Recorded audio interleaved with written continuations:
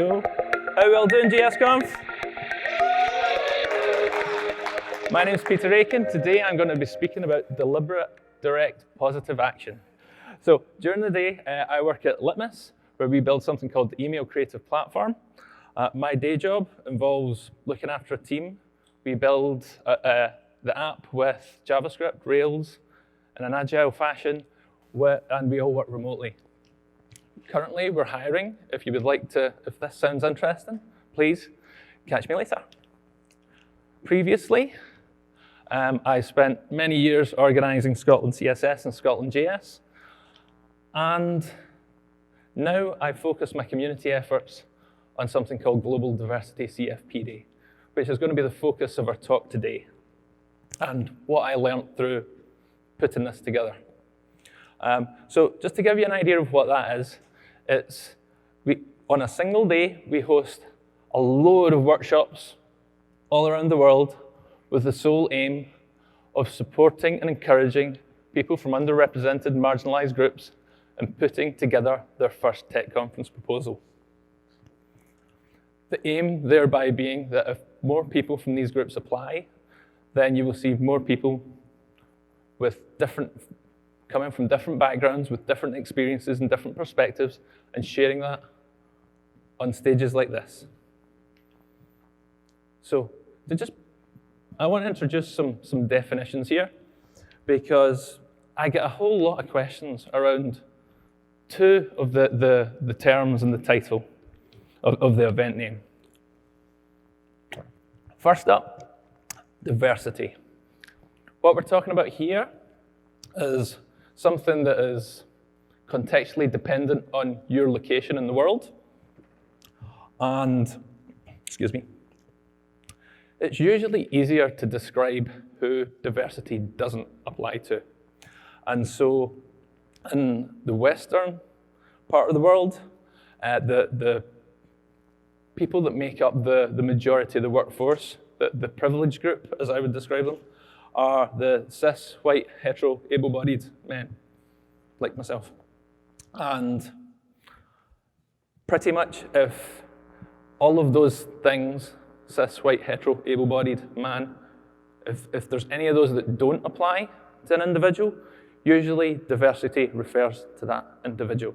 Does that make sense? Okay. And there's another question that I get, or variants of, any time I'm involved in a diversity and inclusion initiative. And these questions usually come from someone who presents like myself and are along the lines of, can I participate in this event because I think diversity applies to me, because I work with this really, really obscure database technology. In case you're wondering, folks, no. Next up, we've got the acronym CFP. That stands for Call for Proposals. This is effectively a process that a tech conference like this would open to encourage the community to come forward, to propose topics and share their knowledge and experience. So who is this talk for? As I mentioned, this talks about the things that I've learned through organizing this event. And there's going to be things here that will be useful from a management perspective. If you are running a diversity and inclusion initiative, perhaps in the workplace, if you are maybe wanting to be a better member of the tech community, if you organize meetups, if you organize conferences. So given that all of you are part of the JavaScript community, this talk is very much for you. So the rough order of service, I suppose, today is we'll be talking through where did CFPD come from, what happens during the workshop, what's involved in organizing a workshop, and through that there'll be the sort of things that I've learned. So where did Global Diversity CFPD come from? Well, it won't surprise you to discover that this grew out of my experience running the conferences. And I think from about 2013 to 2015, when the call for proposals process was open for those conferences, to encourage and engage people to apply to speak. I would host a number of public video call sessions, and it was kind of like meet the organizer and some previous speakers. If you've got any questions, let's try and address them and encourage you to apply to speak. And by 2015, I had really no idea how many people from those calls were actually applying or making the final lineup. So what was this worthwhile? And in 2015, at the after party, after giving our talk, Katie Fenn and I were chatting at the after party, and Katie mentioned that the video calls that she attended was just the nudge that she needed to finally put together that first talk proposal. If I remember correctly, Katie, kind of like myself, when it came to to doing this kind of thing, somebody want to say it for me? Procrastination was really good at getting in the way. So if we fast forward to 2016, again, the CFP was open, and I was trying to figure out a way of, these video calls were useful, but how could we amplify that? How could we do something that was more direct, targeted, positive in terms of supporting people from underrepresented and marginalized groups? And that was a good question, and how do we go about answering it? And about 3 days later, I kind of just sat up first thing in the morning, and the idea just kind of came to me in my head. And that was the idea of hosting a diversity CFP workshop. And that was specifically to encourage people to apply to Scotland JS and Scotland CSS. And so this idea of having a workshop, it was like, what was I doing?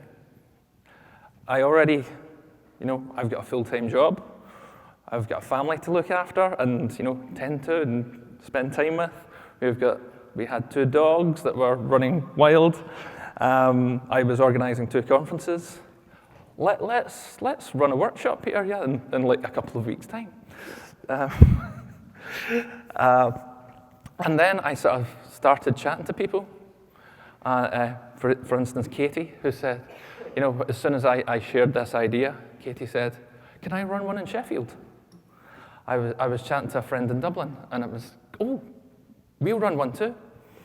And this kind of snowballed from having to effectively having a workshop in 3 weeks' time in Glasgow, in Scotland, Edinburgh, Sheffield, Dublin, London, and Berlin.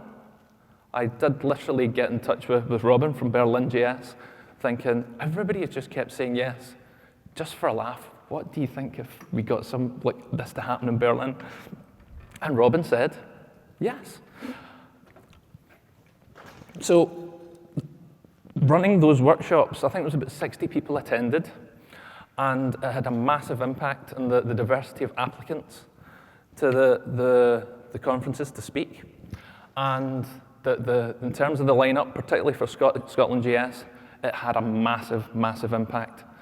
So there was about 60 people attended these workshops, and there was 17 slots available for that conference, and 3 people from those workshops were speakers that year. And bearing in mind, there was like 200 applicants to speak. So that was just, it just validated the idea. But in terms of putting these workshops together, I wanted everybody to have the attendees at each workshop to get a consistent message and set of advice. And to try and make that happen, I wanted to sort of provide that message. But at the same time, because I didn't want 6 different groups of people trying to put together their own workshop at really short notice. They're already running about looking for venues and mentors and team members and all this kind of stuff. And so I thought, how can we sort of make this a whole lot simpler? How can we boil this down to like a conversation? So I was thinking, how could we make this happen? And I got in touch with Rockbot and Sarah May and asked, is there any chance that the two of you could sort of have make some time to have a chat and share and discuss things like advice around putting together a proposal, like what would you put in the title and the abstract, the description fields, and your experiences of that, the highs and lows of being accepted, being rejected from events. And on the flip side, you know, what's your experience of being in review committees, knowing that they both had done that kind of thing? Oh, and can you get it to us in the next fortnight, please, in 2 weeks? And they said yes. What's going on? How can we put this burden on so many people? And they just keep on saying yes. And so with those videos, we were able to enable all of the workshops to, like the actual material to get going a whole lot quicker. And so enable people is the first thing to call out there. And so the event was, well, let's see, round about the June time in 2016. And come about August time, I'd finally my brain had reconstituted enough that thoughts were forming again. I'm sure the organizers here will attest that doing something like this takes it out of you and running these types of events. And I was thinking that given the huge impact that we mentioned earlier on Scotland JS, how could we, well, it was more like there was nothing in the workshop, there was nothing that was JavaScript specific, there was nothing CSS specific, and there wasn't really anything even Scotland specific, which kind of made me feel a little bit sad in that regard. But, you know, let's turn the frown upside down. You know, could this concept be shared with all tech communities and support all of the people within those communities? Could this be shared with all tech communities everywhere? Which I still struggle, it just seems huge. How has this all come to be? So, next up, what happens during a workshop?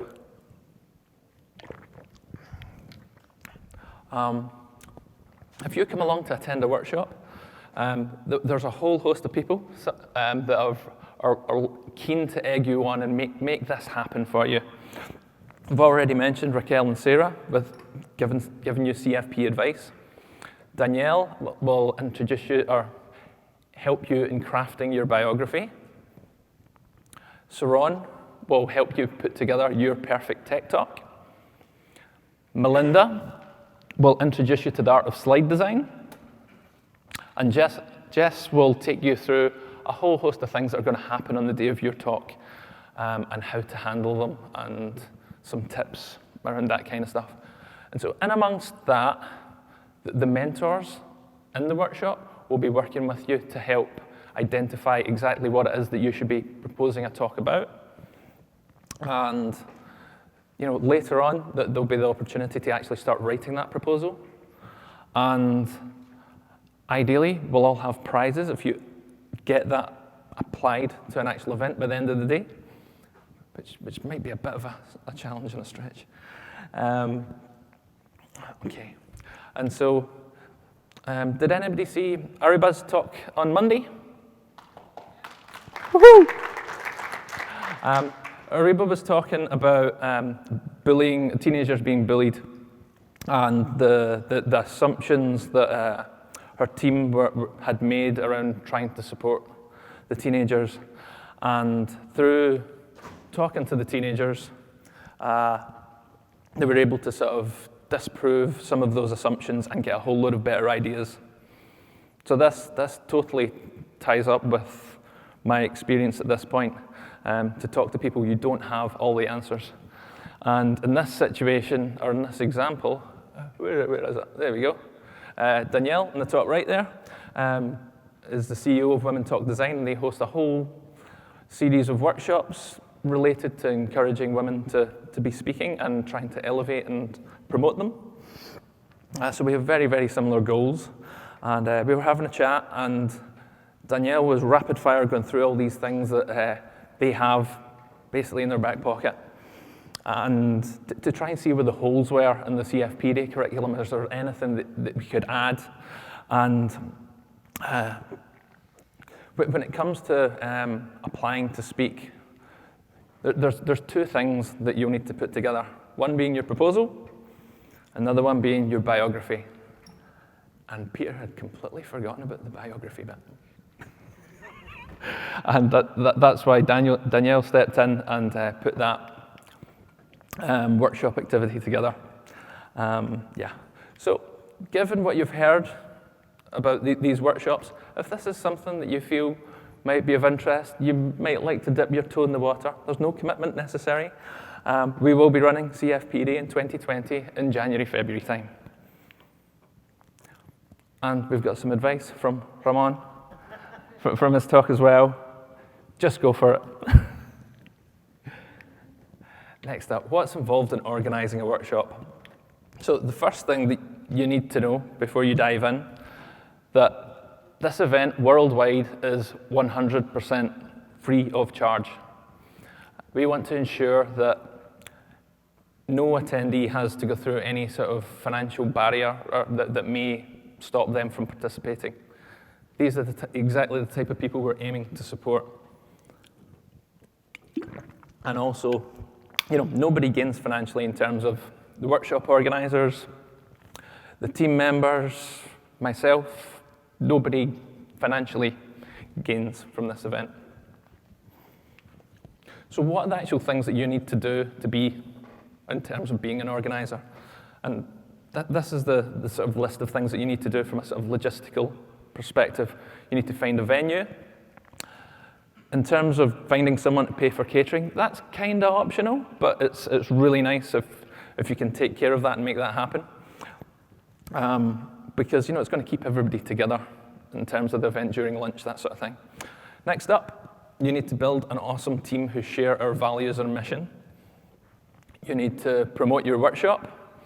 You're going to know your location a whole lot better than Peter will away back in Scotland. You're going to know what all the different tech communities are. You're going to know the people to reach out to. You're going to know the best ways to get in touch with each of these communities, be it Slack, be it email lists, meetup.com, whatever it may be. And finally, code of conduct training. Everybody in your workshop team needs to go through this code of conduct training. Attendees will potentially be bringing you issues to deal with, and it's down to you to handle those situations. The idea of the training is that you're in the best position possible to handle any eventuality, and I suppose explain to you how we expect you to handle that situation. So at this point, we've got a number of sort of lessons learned all lined up. First one, don't be shy. And this is all around finding your venue and asking folks to pay for catering. It's like reach out to companies to borrow their office at the weekend. And, ideally, everybody, if we look back at the original first 6 workshops, everybody kept saying yes. So please bear that in mind and sort of use that as encouragement to reach out if you're looking for sponsorship or space. Another thing to bear in mind is that when you're reaching out to these companies, there's more than likely somebody in there who has like a line item on their list of annual goals, and there'll be an empty checkbox, and it'll say something like support diversity and inclusion, and it will maybe possibly have a question mark after it. Reach out to them. Think of it like this, but maybe not put it in these terms. That you're helping them by taking up their office space as a venue, by accepting funding for catering. You're enabling them to tick that box. When it comes to the end of the year, when there's a review, you're helping them get a pay rise. Bear that in mind. So ideally, I'm hoping that will encourage you to take those steps forward. Next up, we've got visibility. So this, again, is very much in relation to your venue.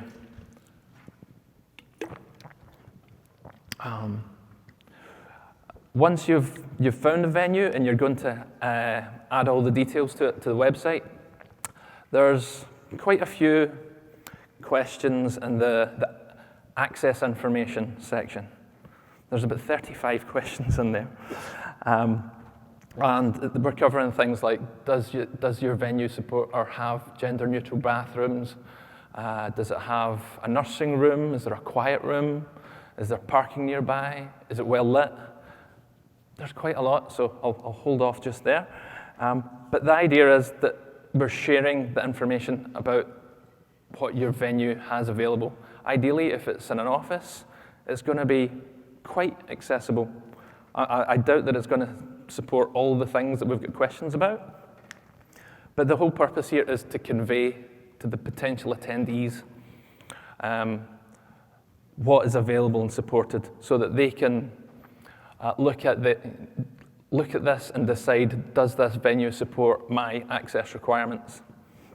If it doesn't, ideally they will reach out, and hopefully the organizer will be able to do something to remedy that, which might not be possible, but they can bear it in mind for doing something better that would support people with that particular requirement in like an upcoming year. I would like to give a huge shout out to Aisha Blake, who looks after our Detroit workshop and has started a whole community around supporting newbies in public speaking all year round. And Aisha, from her, the events that she's previously been involved in organising had a list of access questions, about 20 questions, and passed them over, and that was a huge start for getting us going. And we're continually adding to them, and we're continually refining the language to make it as inclusive as possible. Thank you, Aisha. Next up, representation matters.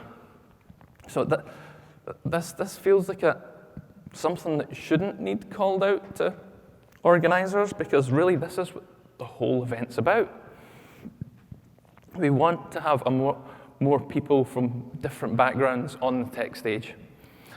And ideally, when people from similar backgrounds who generally up to that point haven't participated in events like this, when they see people like themselves on the speaking lineup, if they're comfortable enough, hopefully they will step forward and start to participate in these communities. As an organizer, when putting together your workshop team, please remember representation matters in your team. There have been cases where there's a group of men, very well intended, making workshops happen, which is great. However, there have been women that have got in touch and said, I'm not going to participate. If anybody's a bit unsure as to why that might be, catch me later for a chat, okay? Next up, promote autonomy. So earlier on we were talking about enabling workshop organisers by providing as much materials and a schedule to get everybody going. When you're putting together your workshop team, you will be pulling in people that have public speaking experience. You will be pulling in people that have gone through these CFP processes, been accepted and rejected, and they'll have a whole load of advice and experience to share around that. If they have time and availability, could they put together a talk or a workshop activity? If they have the time to do that and give the attendees in your workshop something that's even more engaging and memorable as an experience and like an educational experience, you are fully empowered to do that. In terms of the materials we supply, you can use as much, all, as little, or none as you see fit, as long as we're all driving towards the same goal. if we've piqued your interest, and this is something that you would like to participate in, would you like to organize an event? If there isn't one in your area, we'll be opening the call for workshop organizers and teams between September, October time. And we would love to have you on board. If you have any questions, feel free to grab me after this. And if there isn't, if there's already a workshop being organized, the team's details will be on that workshop page. You will be able to get in touch with them and reach out and offer to join in. And everybody has always been very welcome and keen to just bring everybody in.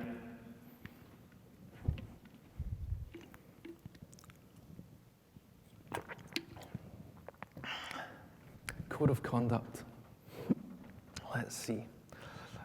Today, this section, I'm going to talk about a very specific aspect around the CFPD Code of Conduct. So, in 2018, this is what the page, or a section of the page, looked like. And at the bottom, you can see we've got the Global Code of Conduct team, which is myself and Chem. And I suppose the TLDR, for the purposes of this section, that you need to be aware of in terms of the Code of Conduct is that if there's an issue that happens within the workshop, ideally the team will be remedying that within the workshop. With one exception, and that's if there's an issue reported with the organizer. In that instance, the reporter should be, where is it going? See that lovely big orange button there? If the person wanting to report the issue presses that button and sends an email to the team, we then handle that and address the issue with the organizer. And so there was something, I should explain a little bit first. So there was no incidents of this kind during the event. However, in the latter half of 2018, we received a number of complaints about a small handful of organizers. And I'm not really going to go into that too much, but it's more about how the people got in touch. So we put this shared inbox together, and nobody used it. Everybody got in touch privately through Kim's DMs, which suggested to me that everybody either had some sort of affinity with Kim or trusted her. And in that situation, was it that they trusted Kim and didn't trust me? Or just that they trusted her more than they trusted me? I don't know. And in 2018, we were very much trying to make the team bigger and more representative, but that didn't quite work out as we'd hoped, because we're keeping asking people to do more and more things and adding to people's workload. So by 2019, we had more people involved and engaged. That picture down at the bottom is right off the bottom of everybody's screen when they come to visit the page. And any issues that we've received since have came through that shared inbox.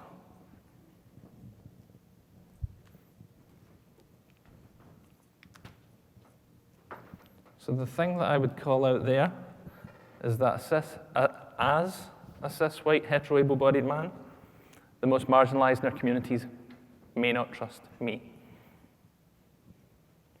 If you're an event organizer or you're running some sort of initiative in the workplace, please bear in mind that as a cis, white, hetero, able-bodied man, the most marginalized in our communities may not trust you.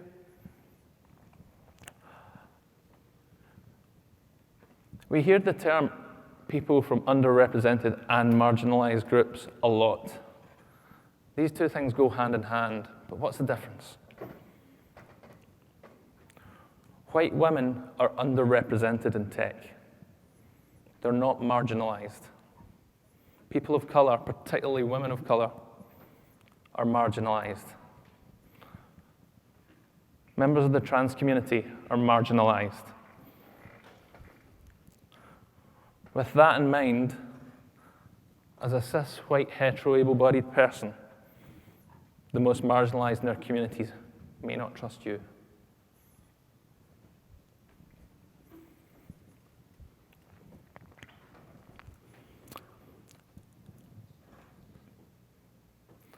If this is something that you would like to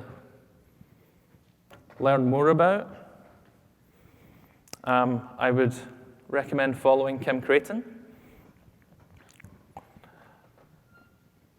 Kim will be sharing her lived experience online and does.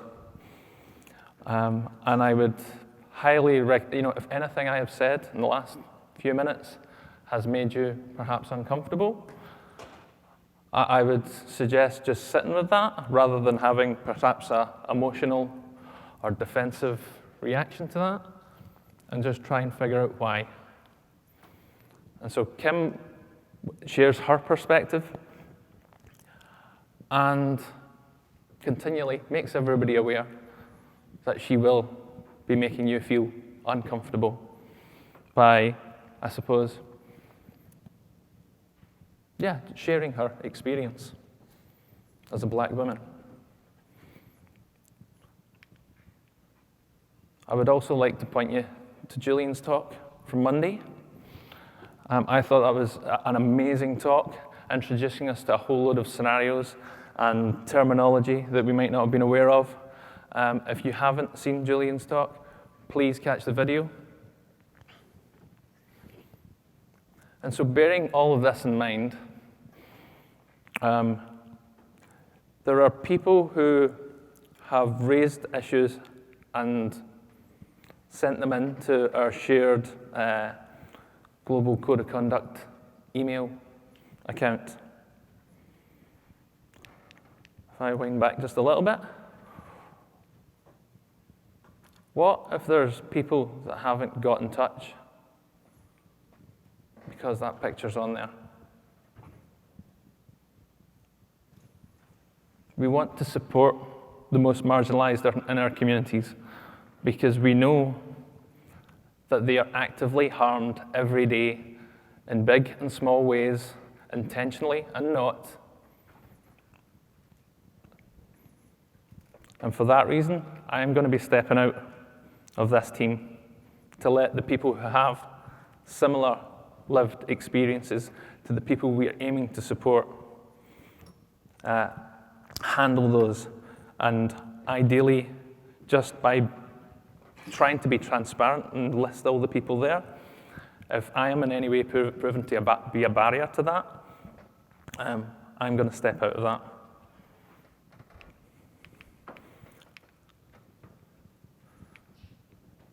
So the next thing to call out, you hear lots of people with lots of good intentions.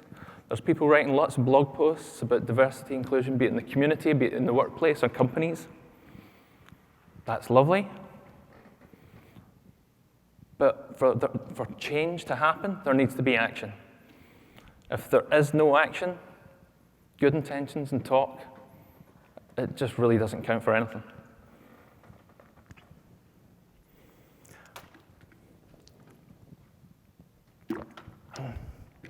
So, just in summary, just to give you some stats around the events themselves. In February 2018, we had 53 workshops all around the world supporting over 1,000 people who attended. In 2019, we had 81 workshops, over 360 volunteers making this happen for over 2,000 attendees. At this point, I would like to ask anybody in the room who was involved in organizing or mentoring or facilitating at one of these events, could you come up and join me, please?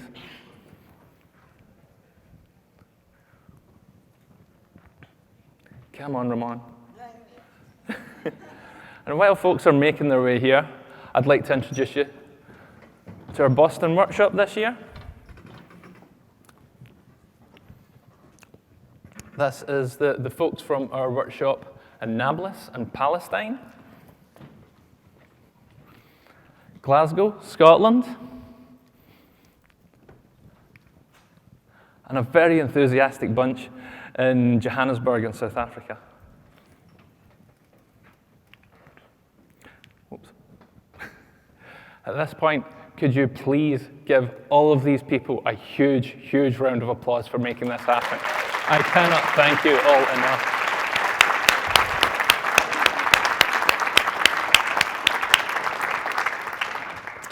And I'm going to keep you here for a bit longer, sorry. It's just for effect. So the people that we've not really heard from or talked specifically about are the people who have came through this event and went on to become speakers. And this is just a small group of the people that have done that. And when we look at social media, we hear things, when we're talking about diversity and inclusion, we hear things like, diversity will bring us, will help make our products better, our teams better, our events better, by bringing a whole lot of new experiences and experiences and perspectives. But we never really hear of sort of concrete examples of how that's happened. So I'd like to introduce you to Suze. Suze attended our London workshop this year. About a month later, gave a talk, which was all about her experience of changing career from working in the Metropolitan Police Force to becoming a programmer. And I know, having looked at YouTube, this is in the thousands and upon thousands of views already. And the thing that I want to say there is that as a cis, white, hetero, able-bodied man, that's not a talk that I could give. I'm sure there's some men that could, and I'm sure there's some that might attempt to bluff their way through it.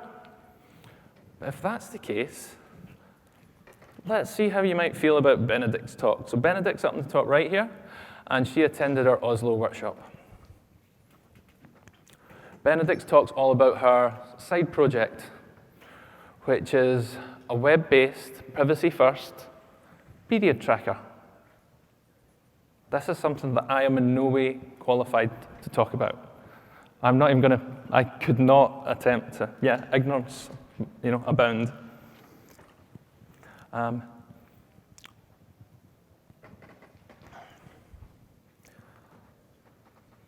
This group, let's see. Tech has come a long way in the last couple of years in terms of diversity and inclusion, but it has such a long way to go. Our society, our world, to achieve any serious level of equality, really needs to change. These are just some of the people taking that step forward, a very brave step forward, putting themselves out there to make that change happen. They are the role models for the people that come after them. Yes, by becoming a tech speaker, there will be benefits to each of these people individually. There'll be opportunities for travel. There will be better networking opportunities, which can lead to better career opportunities. Yes, it benefits them individually. However, collectively, they are all enriching all of us. And it only seems appropriate for someone who's been through this process to close out this talk. I would like to welcome Ariba Jahan.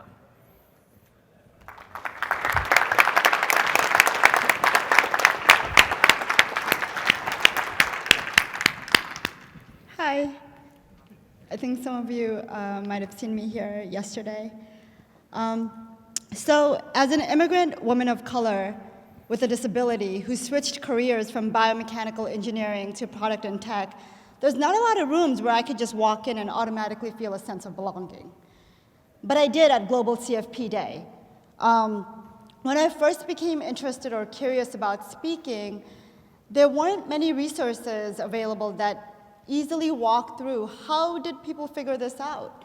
Where did they find the opportunity? How did they craft an idea? How did they design a talk? How did they show up on stage? It somehow felt like there was a group of people that just knew how to do all the things, and then there was the rest of us. And I think Global CFP Day was the first resource and community that I discovered that felt very accessible and made for people like me, where it was okay to just not know what to do and know that we could all collectively figure it out together. So that experience started a journey for me that eventually got me to this stage yesterday. That was my first talk, and I couldn't have done it without having that community to show up at, to feel like I don't know what I'm doing, but I'm hoping someone can help me. So if you're in the audience today and you think that you don't have anything to share, I want you to know someone needs to hear your story. You know, even if the talk subject has been shared before, your lens and your experience with that has to be shared. So find your local CFP chapter and learn with them. Thank you. Thank you.